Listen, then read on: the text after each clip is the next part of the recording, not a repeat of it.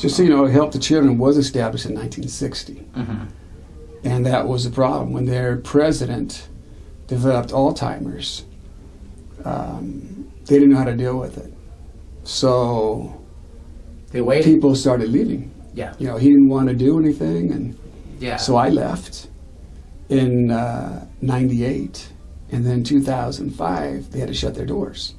Right. And that's when they asked me to take over their programs. And that's when I said, I'll go and take over the programs, and I'll take the name as well. So you've been through it before, where the organization didn't have steering after someone were to leave. So it's so when you took it over in 2005, you said you took it over? I took it over in 2005. Yeah.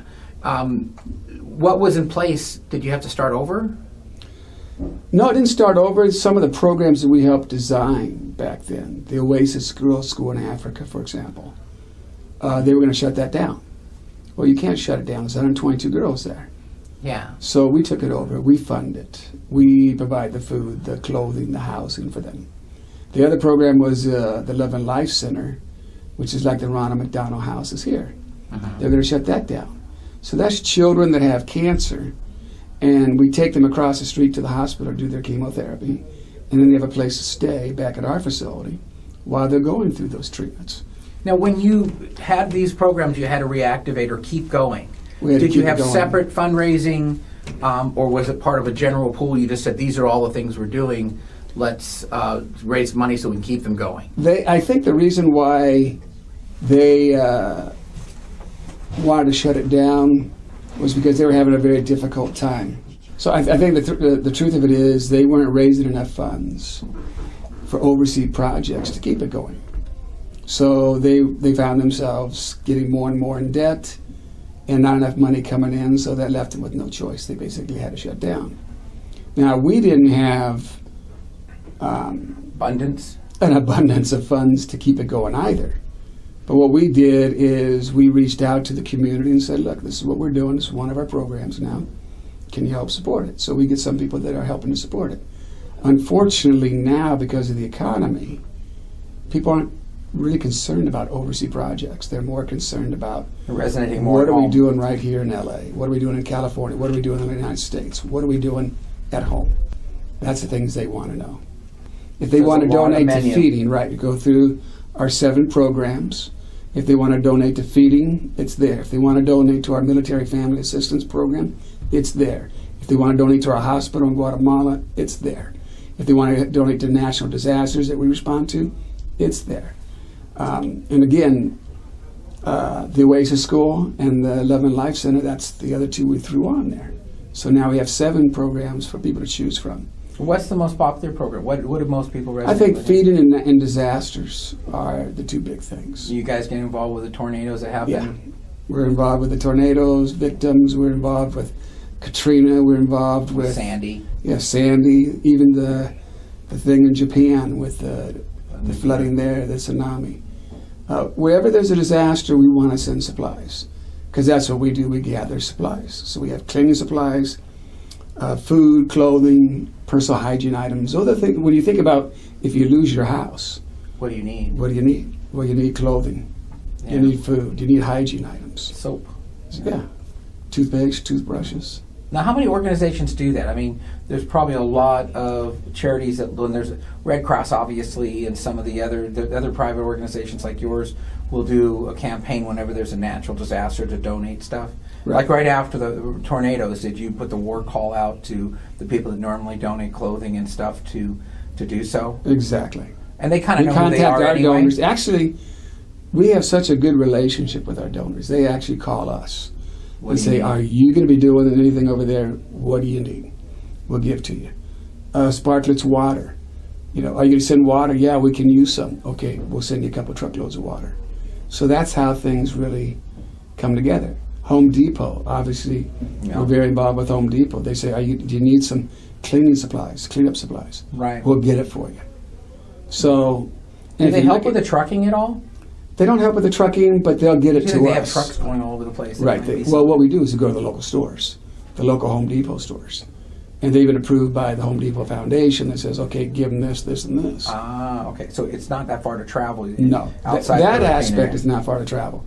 But when you take it to the destination point, Right. whether it be New Orleans or Texas or, in this case, Oklahoma, that's where it gets costly. Let's get in the truck there. Right.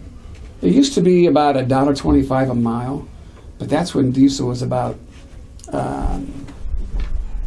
in the neighborhood of about $2.50 a gallon. And now it's like 5. Now it's So you're looking almost $4.25. 250, 275 So it's a mile. what used to be $3,000 used to be able to go across the country.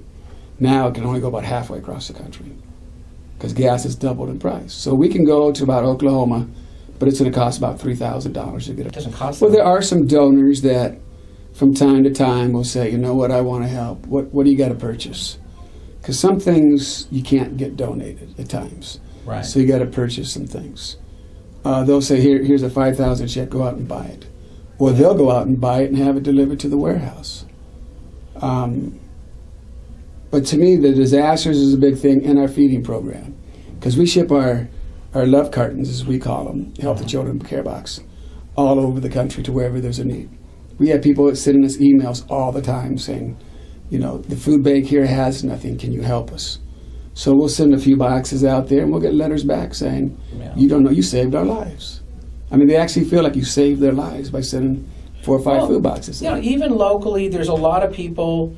It's one thing if you're used to not having.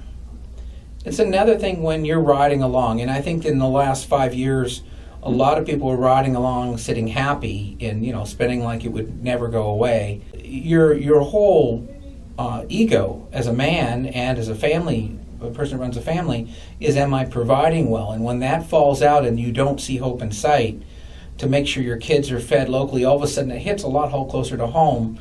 And it's not like they're destitute in their car yet, but they could be the next step if you don't give them a hand That's up. right. Some are one paycheck away. Yeah, more than we'd like to think about. Exactly. around here. And I think that's the real eye-opener for the last 3 to 4 years now. There's been a lot of people that have lost their homes. A lot. Mm-hmm. And it's like, well, what happened? We thought life was going, Yeah. rosy, everything's perfect. But everything came to a standstill. Once it comes to a standstill, that's where the most need is. It used to be 1 in 10 families didn't have enough food on the table back in the 90s, 2000s. Mm-hmm. Now it's 1 in 6 Yeah. don't have enough food on the table. One of the things that is a little frustrating to me Right. is we're an organization that we provide 3 million pounds of food a month to about 100,000 families. Mm-hmm. But we don't receive any government funds. And we cannot be a part of Feeding America. Feeding America is the big charity around the country where all the regional food banks belong. Mm-hmm. And we contacted Feeding America saying, well, this is what we do. This is how much food we give out. We work with 600 nonprofits. But because we're religious, we can't be a part of it. So now what's happened here locally, in Santa Clarita, for example, we have the Albertsons that says, well, you need to join Feeding America in order for us to keep giving to you. And I say, we can't join Feeding America. Right. I wrote back to their coordinator and said, we can't do it because we are a religious organization. And is that a classification through your 501c that you're we're registered as a religious 501c under a religious organization rather than a non-profit to do food? Like the Well- food pantry, that's not a religious organization.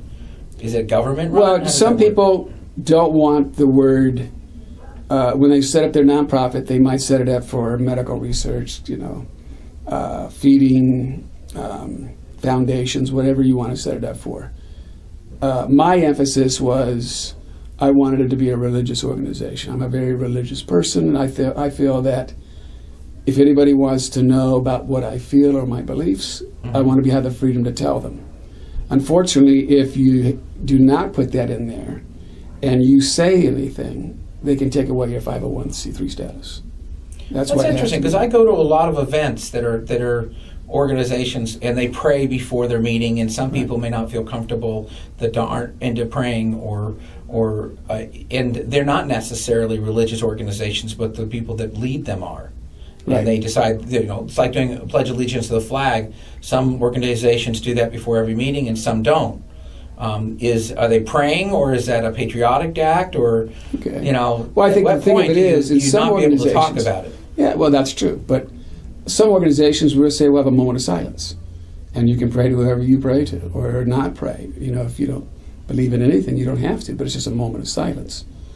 With us, I feel that God has given me a gift to run this organization, to do what I do, and to not have Him included in that organization. Or in the celebration every day of that organization running? Exactly. I said I just can't do it.